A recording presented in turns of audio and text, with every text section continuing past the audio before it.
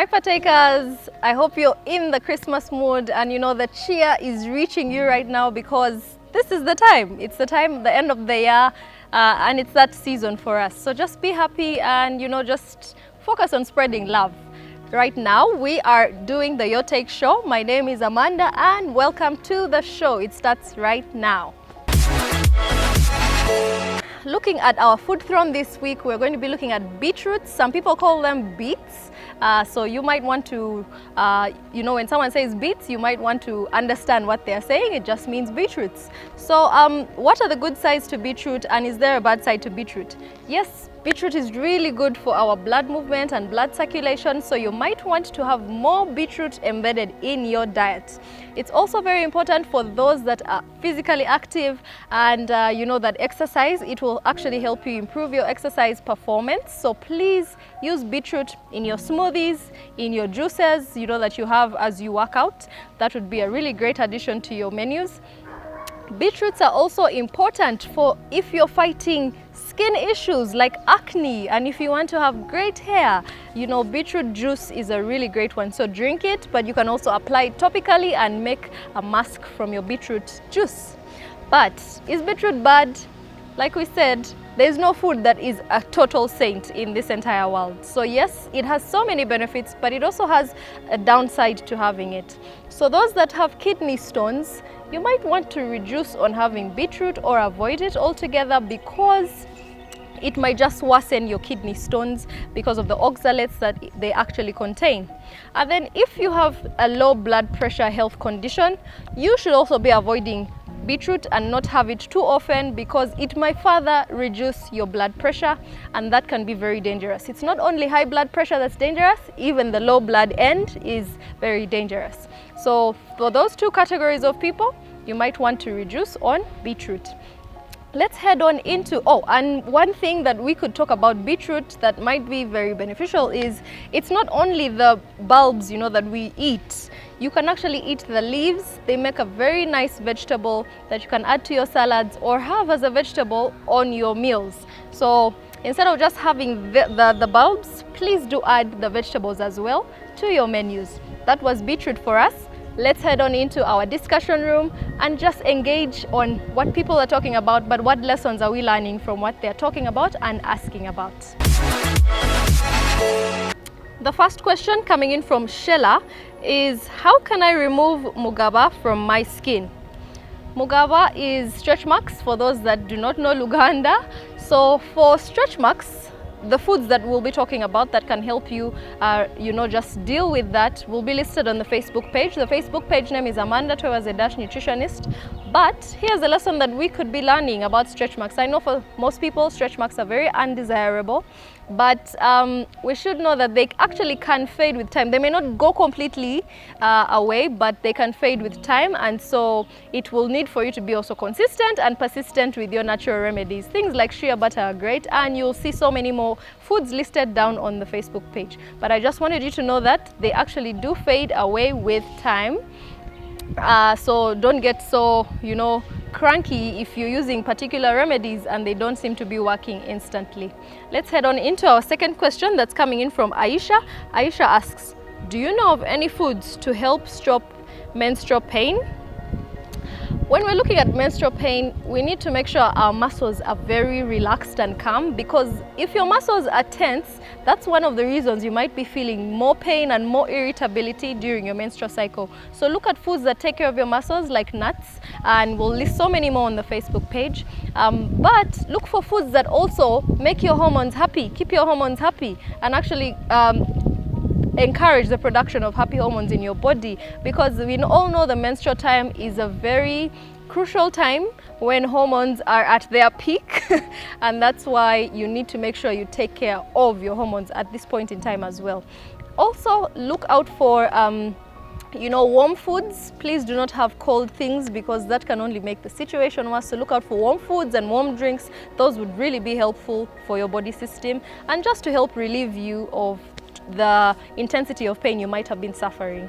Question number 3 is coming from Navas Tichala UG. This Tichala sounds like, what was he? The superhero that just passed on. Anyway, so let's head on into his question. He was saying, why does my skin react or develop pimples when I take more oily foods like chapatis and samosas? Well, we know that, or if you do not know, now you will know that fat is very important to help your skin be moisturized. But the thing is also, if it's in excess, it only becomes a breeding ground for more bacteria, and it only clogs up your pores and arteries of your skin, making you unable to actually have a healthy flow of nutrients in and out of your skin. Especially when it comes to secretion, you'll find that there is a lot that is stuck up, on your skin. So when you're looking at dealing with your pimples, you might want to reduce on the fat or fatty foods that you actually have, and highly sugary foods as well, because these, if they're in excess, which they quickly get to, because most of the foods around us are high fat and high sugar foods, if they're in excess, then you're going to have breakouts and lots of inflammation on your skin, which shows out as that acne or pimples. That's why you need to take it on a low, drink more water, have more fruits and vegetables, and use masks. Yes, use food masks. Even the guys should use food masks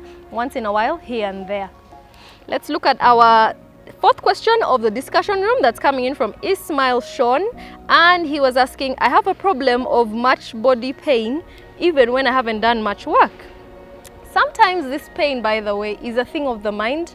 That's why you need to take care of your mind, because your mind is what instructs the body to be stronger than it actually seems it has been, or it instructs the body to, fight off a particular illness or infection that's coming on, and that's what would help you actually to get back to your normal state.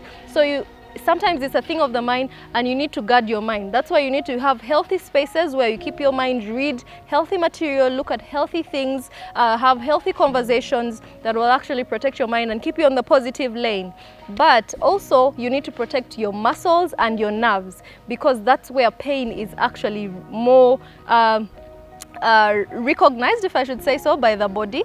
So you need to make sure you're taking care of them so that they are not irritated, and you're not just feeling pain where there shouldn't be any pain. So take care of your nerves, take care of your muscles as well. Exercise is one great way to do that. Pampering yourself as well, massages here and there are also another great way to do that. But also eat foods that protect them. Things like nuts and seeds are really great for that. The last question comes in from Luge Brian. Luge Brian was asking, what lotion can I use on my skin? Well, when it comes to lotions, try and look out for more organic type lotions with less ingredients in them, and that focus more, instead of on artificial chemicals, those that focus more on organic products. So say those that have olive oil in them, those that have cocoa butter, those that have avocado oil, carrot here and there, or beetroot. So look out for, especially in the ingredients, check and see if there is any organic food that you can benefit from. If there are more organic foods than artificial chemicals, then that's the right one for you. You might also want to use the natural foods in the state they are in, because they make great masks for us. Something like ghee, something like shea butter in its natural form is really great for your skin. So look out for more natural foods, and also even in your cosmetics, look out for those that have more natural ingredients than artificial chemicals, because those are the ones that help us have longer lasting effects on the body, and healthier ones that deal with the treatment of your skin from the inside going out, not just dealing with topical issues, but from the inside, making sure that the root of your skins are actually healthy to give you a healthier looking skin on the outside. So that ends our discussion room. Let's go to the wellness quote that I leave you with to end the show, and also keep you until I see you next week. The wellness quote for this week is coming in from Dr. Alejandro Janga, and he says, the problem is we are not eating food anymore. We are eating food-like products. So we have run away from what is real food, and now we are eating things that just look like food, but in reality, they are like food shadows, if I should say so, or they are like, you know, just a resemblance of food but not actual food. What they do is just make you more prone to sickness, more prone to illnesses, which you could easily avoid if you actually eat the real food. Real food means look out for food that comes out naturally from the ground, that's provided naturally by the earth and nature, because those are the ones that have your best interest at heart, that have your body's best interest at heart, that have your health's best interest at heart.